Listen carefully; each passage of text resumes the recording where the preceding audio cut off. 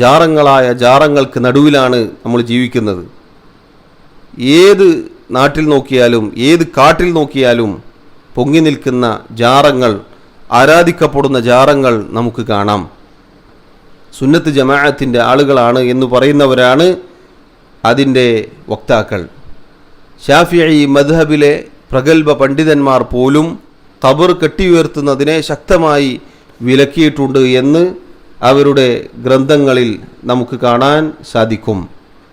മഹാനായ പണ്ഡിതൻ ഇമാം അന്നവവി റഹിമഹുല്ലാ അദ്ദേഹം പറഞ്ഞതായി കാണാം, വലാ ഖബ്റൻ മുശ്രിഫൻ ഇല്ലാ സവൈതഹു എന്ന ഇമാം മുസ്ലിമിൻ്റെ സഹീഹിലെ നമ്മൾ തുടക്കത്തിൽ കേട്ട ഹദീസിൻ്റെ ഷർഹ് മുസ്ലിമിൽ അദ്ദേഹം പറഞ്ഞു, ഫീഹി അന്ന സുന്നത, ഈ ഹദീസിലുണ്ട് നബി സല്ലല്ലാഹു അലൈഹി വസല്ലമയുടെ സുന്നത്ത് എന്നാൽ അന്നൽ ഖബ്റ ലാ യുർഫഉ അലൽ അർളി റഫ്അൻ കസീറൻ, ഒരു ഖബർ ഭൂമിയിൽ നിന്നും വല്ലാതെ ഉയർത്തരുത്. വലാ യുസന്നം, അതുപോലെ തന്നെ അതിൻ്റെ അഗ്രം മുകളിലുള്ള ഭാഗം കൂർപ്പിച്ചു വെക്കുകയും ചെയ്യരുത്. ബൽ യുർഫഉ നഹ്വ ശിബ്രിൻ, ഒരു ചാൺ മാത്രമാണ് ഖബർ ഉയർത്തേണ്ടത്. വയുസത്തഹ്, അതുപോലെ തന്നെ അതിൻ്റെ മുകളിൽ പരത്തി വെക്കുകയും വേണം.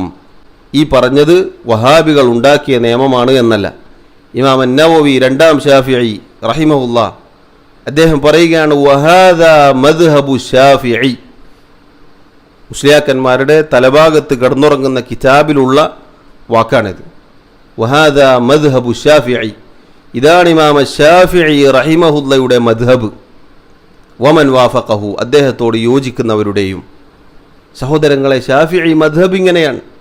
അന്ന സുന്നത എന്നാണ് പറഞ്ഞത്. നബി സല്ലല്ലാഹു അലൈഹി വസല്ലമയുടെ സുന്നത്തിൽ സ്ഥിരപ്പെട്ടു വന്നത്, അവിടുന്ന് പഠിപ്പിച്ചത് ഖബർ അധികം ഉയർത്തരുത്, അതിൻ്റെ മുകൾ ഭാഗം കൂർപ്പിച്ചു വെക്കരുത്, മറിച്ച് ഒരു ചാണ് വരെ ഉയർത്തുകയും മുകൾ ഭാഗം പരത്തി വെക്കുകയുമാണ് വേണ്ടത് എന്നാണ്.